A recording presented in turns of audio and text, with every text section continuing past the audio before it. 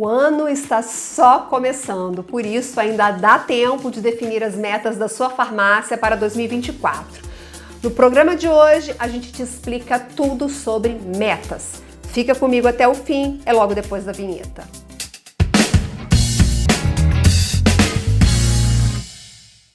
Olá, bem-vindo, bem-vinda ao canal da Ascoferj no YouTube. Está no ar mais um É de Farmácia. Nós estamos aí começando com os conteúdos de 2024, tem muita coisa boa vindo por aí. Mas antes, quero te perguntar se você já é inscrito aqui no canal, se não, inscreva-se agora e ative as notificações. E além disso, que tal também seguir o perfil do É de Farmácia no Spotify?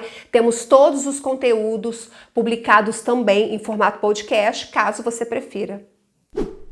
Sem meta não se chega a lugar nenhum. Precisamos de metas pessoais, metas profissionais. Você já fez as metas da sua farmácia para 2024? Se não fez, se está tendo alguma dificuldade para isso, este vídeo é para você. Eu converso hoje no É de Farmácia com o Wagner Lima, que atualmente é diretor de operações e marketing nas drogarias Max, pela primeira vez aqui no É de Farmácia. Wagner, seja muito bem-vindo.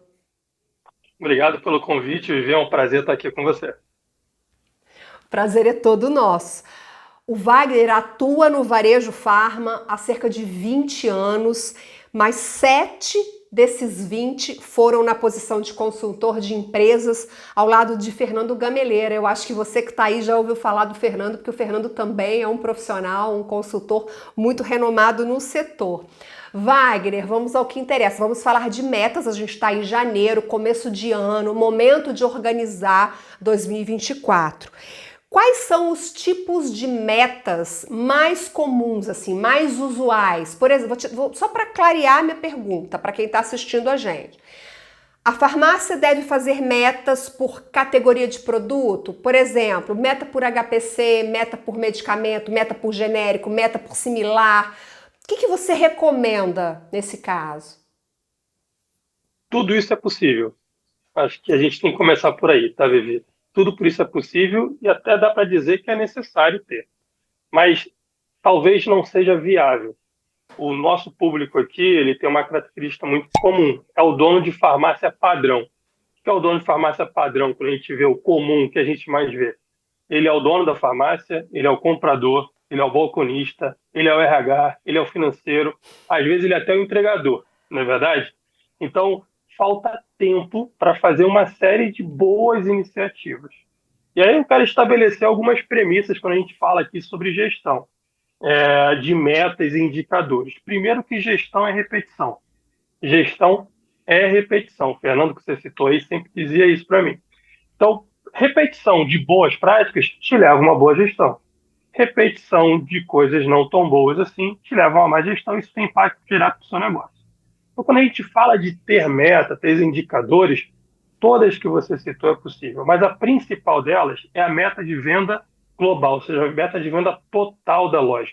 Ela é que tem que ser alcançada. Ela é o primeiro passo quando você fala de começar a ter gestão sobre indicadores.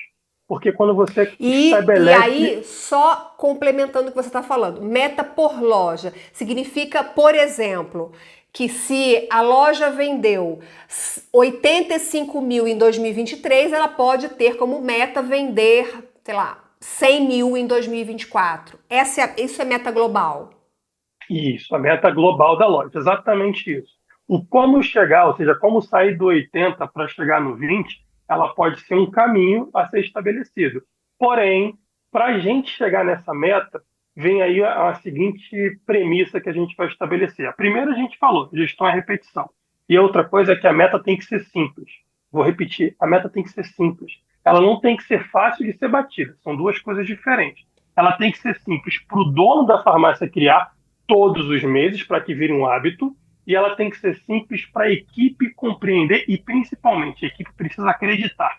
Se a equipe não acredita na meta, em como ela foi criada, ela não vai alcançar, ela não vai buscar alcançar aquela meta. Então, dentro desse cenário que você estabeleceu, uma coisa muito comum no mercado, e aí o bom do varejo é que não existe fórmula certa, existem vários caminhos para chegar no sucesso. Aquilo que eu acredito, que eu vi na prática muitas vezes dar certo, que é a simplificação dos processos, é você pegar a meta do mês anterior e estabelecer para o mês seguinte. Eu costumo sempre sugerir, Vivi, a meta por tipo dia. O que é o tipo dia? Dias úteis, sábado, domingo e feriado. Qualquer sistema, de maneira muito fácil, dá essa informação para o dono da farmácia. Quanto que ele vendeu, por exemplo, de um mês para o outro. Então, se eu estiver no mês de dezembro e eu quero estabelecer a meta de dezembro, eu pego o quanto eu vendi em novembro por dia útil. Pego lá o total, divido pela quantidade de dias úteis que teve no mês e chego numa média. Uns 10 mil reais que a gente estabeleceu. Beleza. No mês seguinte, quantos dias úteis terei? Se eu terei 23 dias úteis, 10 mil vezes 23 chega a 230 mil. E a mesma coisa eu vou fazer para sábado, domingo e feriado, se houver. Quando não houver feriado de um mês para o outro, eu posso aplicar a venda de domingo ou a venda de sábado para esse feriado que vai ter no mês e vou chegar na minha meta global. Por quê, Vivi? O que aconteceu no mesmo mês do ano passado? Será que choveu? Teve feriadão? Teve alguma característica na minha rua, uma obra? Às vezes a gente não lembra o que aconteceu no ano passado. Então, usar o ano anterior como referência, eu não acredito que seja o melhor caminho. Além disso, para a equipe acreditar, e a gente pensa sempre assim, né? Eu tenho que repetir o modelo de quem está tendo sucesso. E a gente não pode negar que a gente tem que se espelhar em alguns processos que as grandes redes fazem. Mas não seguir 100% a metodologia. Qual é a metodologia que a gente tem que seguir das grandes redes? Ter meta todo mês para a venda da loja. Isso é a metodologia. Como chegar no valor da meta? Tem gente que pega, não, porque é bom pegar a inflação, separa a meta por categoria, e aí soma tudo isso, a participação que eu quero ter. Isso funciona? Certamente funciona. Quanto mais detalhado, melhor. A questão é, serei capaz de repetir isso todos os meses, todo esse trabalho para chegar na meta? Então, quanto mais simples, ou quanto menos tempo eu levar para criar a meta e mais fácil for de explicar para a minha equipe, eu alcanço os dois objetivos. Ela é simples para eu executar e ela é simples para a minha equipe entender. Mas uma coisa não ficou clara para mim. Como o gestor determina o percentual dessa meta? Então, por exemplo, se em novembro ele vendeu um valor X, em dezembro é X mais quantos por cento? Ele pode ser mais ou ele pode ser menos. Por exemplo, geralmente dezembro vende na faixa de 5 a 8% a mais que novembro. E quando for de dezembro para janeiro? Eu não posso estabelecer a mesma meta de venda por dia de dezembro e janeiro. Primeiro que dezembro tem alguns fatores, como 13º, Natal, que faz naturalmente a venda ser um pouco maior. E janeiro tem o quê? Contas públicas, né? Como escola, IPTU, essas coisas fazem as pessoas gastarem menos. Então, IPVA do carro. Exatamente. Então, eu posso reduzir o percentual ou posso aumentar o percentual. Então, quando eu estou, por exemplo, de dezembro para janeiro, a tendência é reduzir. Por quê? Dezembro tem um impacto positivo de 13º, Natal, que são datas que a gente acaba vendendo mais, e janeiro vem as contas públicas, né, como despesas escolares, o IPVA, então eu vou acabar vendendo menos, então tem que fazer uma redução. Depois que eu estabeleço a meta por dia... Wagner, mesmo que seja um percentual menor, tem que ser sempre um valor a mais do que foi vendido no mês anterior, certo? Ou não? Não necessariamente, não. A meta ela pode me induzir a vender menos no mês. Eu não vou crescer todos os meses. Eu não vou sempre vender a mais que os outros meses. Quando eu estabeleço a venda por tipo dia, isso fica ainda mais claro. Por exemplo, fevereiro e setembro são meses que geralmente têm menos dias úteis. Então, eu não posso pensar que eu vou vender mais em setembro do que em agosto. Outras coisas que também impactam, Vivi. Regiões que têm muita influência de férias. Por exemplo, no estado aqui do Rio de Janeiro, onde nós estamos presentes, a gente sabe que vai ter uma população maior em algumas cidades nos meses de férias de verão. O que significa dizer que eu vou subir bem a minha venda. Quando virar a chave de março para abril, ou de fevereiro para março, dependendo do carnaval, eu vou ter uma queda grande na minha venda. Significa que eu vou vender menos. Por isso a referência em relação ao anterior, para mim, não é muito prática. Eu prefiro seguir um mês a mês e ali fazer uma variação em relação ao mês anterior. Se eu vou acreditar que eu vou vender um pouquinho mais, se eu vou acreditar que eu vou vender um pouquinho menos. É porque quando a gente fala meta, eu acho que quem está assistindo a gente também tem esse pensamento. Quando a gente fala, eu vou estabelecer uma meta, a gente tende a achar que é sempre para cima.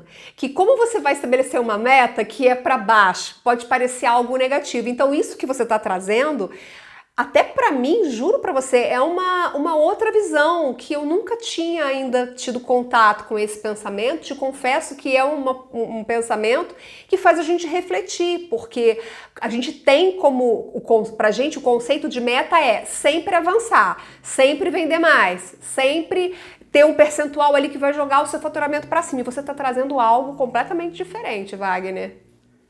Porque aí, Vivi, a gente pode avançar em outro tema relacionado à meta, o meu planejamento comercial.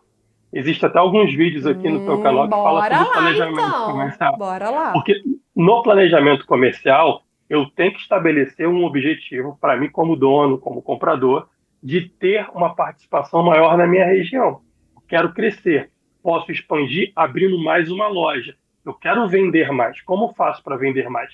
Por exemplo, eu posso perceber, e isso é muito comum a gente ter uma discussão, talvez dá até para dizer que uma certa polêmica, qual é a efetividade de você vender produtos éticos e genéricos em farmácia.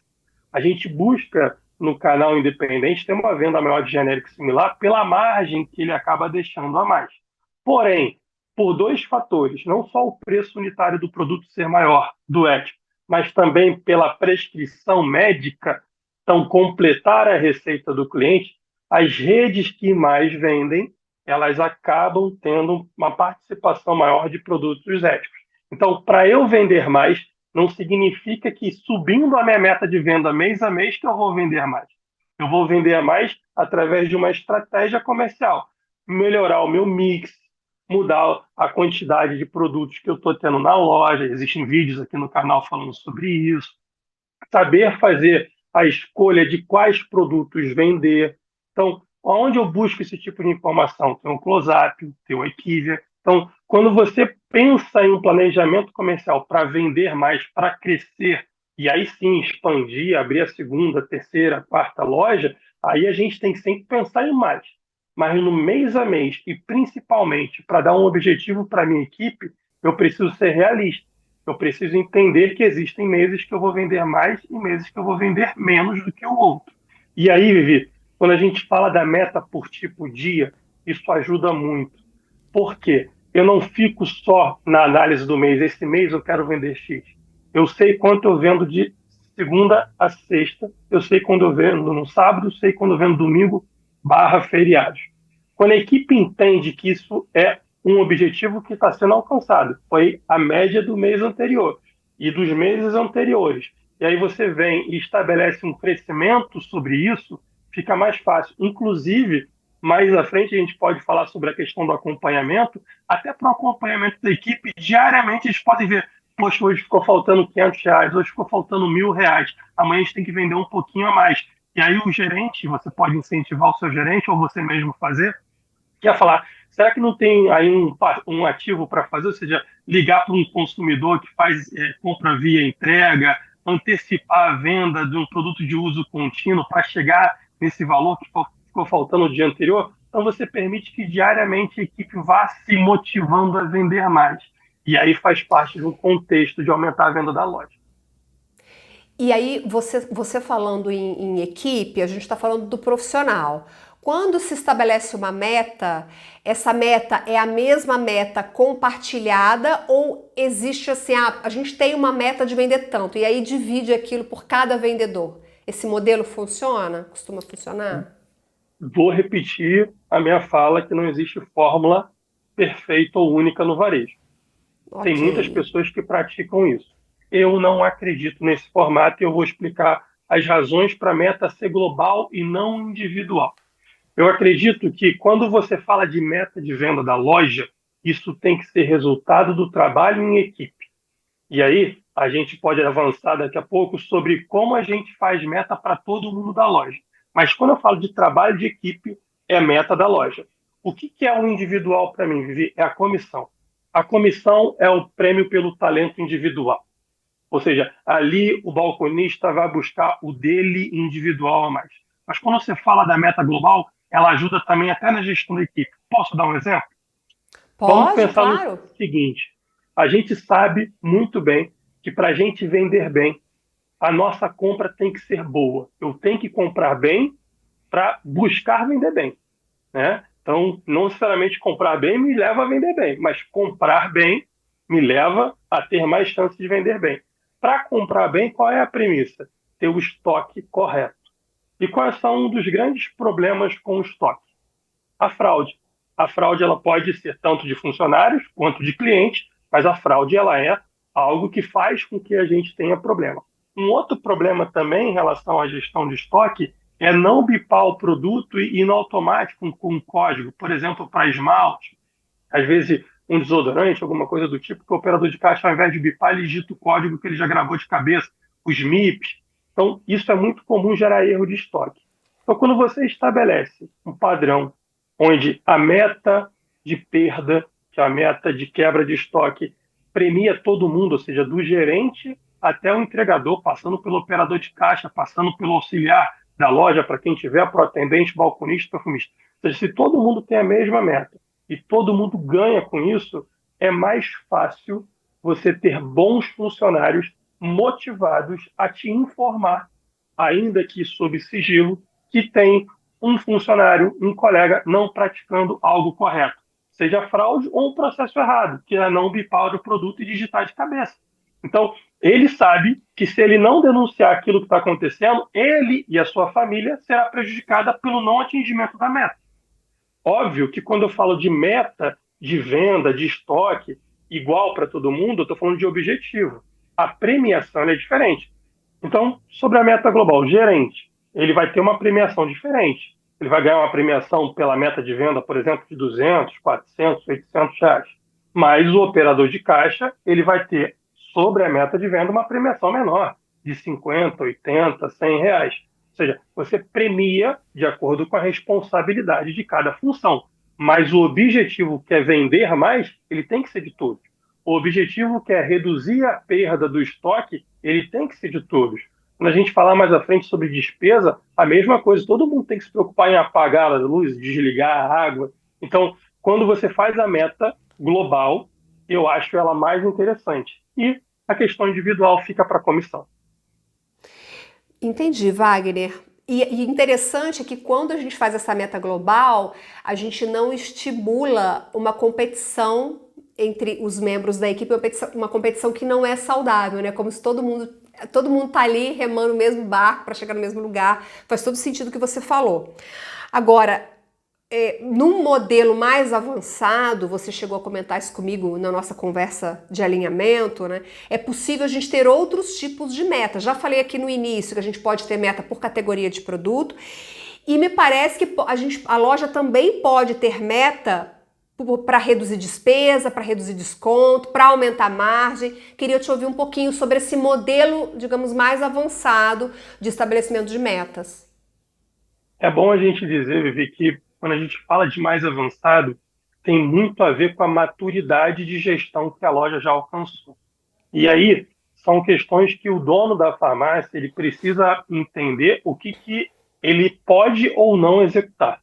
Então, é natural que cada um esteja num momento de vida diferente, de maturação diferente, já tenha avançado, mais experiência, menos experiência, mais funcionário, menos funcionário. Então, sim, estabelecer despesa, margem, desconto são excelentes metas que a gente pode colocar. Vou começar com a de desconto, por exemplo. A gente entende que a precificação, na maioria das vezes, é feita através de desconto sobre o preço máximo ao consumidor, sobre o PMC. Boa parte dos medicamentos são precificados assim nas farmácias, certo? Então, além desse desconto que a gente dá no cadastro, a gente às vezes permite, depende do modelo de gestão de cada farmácia, a gente coloca ali um percentual que o gerente pode dar de desconto, que o balconista pode dar de desconto. Então, esse desconto dado no balcão, o desconto dado na loja, o sistema facilmente identifica. É um relatório muito simples de gerar. Como é que você estabelece uma meta para isso? Você vê o histórico dos últimos 6 meses, vê o histórico dos últimos 8, 12 meses, e você pega esse valor de desconto dado pela loja e divide pelo faturamento, de quanto que vendeu naquele mês. Então, total de desconto dado no mês, dividido pelo faturamento do mês. Você vai chegar no percentual ele tem que ser um reloginho. Ele não pode variar. Ou seja, ele tem que vir se repetindo. Quando variar, você precisa botar a lupa para entender o que aconteceu. Por que que eu comecei a dar mais desconto lá na loja? Abriu algum concorrente? Chegou algum cliente especial? Às vezes a gente está atendendo uma clínica, um asilo, e aí eu estou começando a ter que dar um pouco mais de desconto na ponta. Se for o caso, cria um convênio dentro do sistema para poder cadastrar e dar um desconto diferenciado e não depender do gerente colocar a matrícula dele. Facilita o processo do seu cliente, facilita a fidelização do seu cliente. Olha como é que um indicador te ajuda a atender melhor e vender mais, né?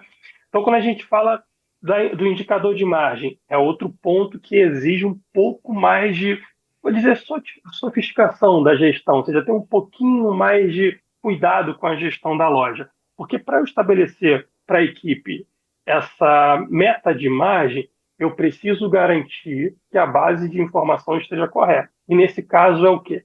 Eu preciso garantir que a entrada de nota esteja funcionando corretamente. Eu preciso estar atualizando a cada vez que eu dou entrada na nota do produto, garantir que o custo esteja correto. E isso dá um certo trabalho. Eu preciso ver se meu dicionário de produtos está cadastrado junto com os fornecedores para fazer o fracionamento correto do produto. Eu preciso garantir ter uma margem tabelada. Vou pegar um exemplo aqui. Vamos estabelecer que a gente quer ter sempre 20% de margem em fraude. Margem, não markup, de margem. Então, eu quero ter 20%. Margem de lucratividade. Para ser mais específica, ok. Perfeito. Então, como é que eu vou conseguir fazer isso? O sistema me ajuda. Eu posso, lá no meu sistema, a maioria dos sistemas de gestão permite isso, a maioria. Você consegue colocar uma margem tabelada, ou seja, quanto eu quero ter de margem naquele produto. Alguns até são markup. No final, o processo vai ser exatamente o mesmo. Então, vamos pegar um exemplo que a gente quer ter 20% de margem, não é markup, mas 20% de margem em fralda, ok? Então, a gente vai seguir esse exemplo. Então, se eu já tenho uma fralda, que eu estou com o preço de venda dela em R$ 40 e o custo dela no sistema está R$ 32. Ponto.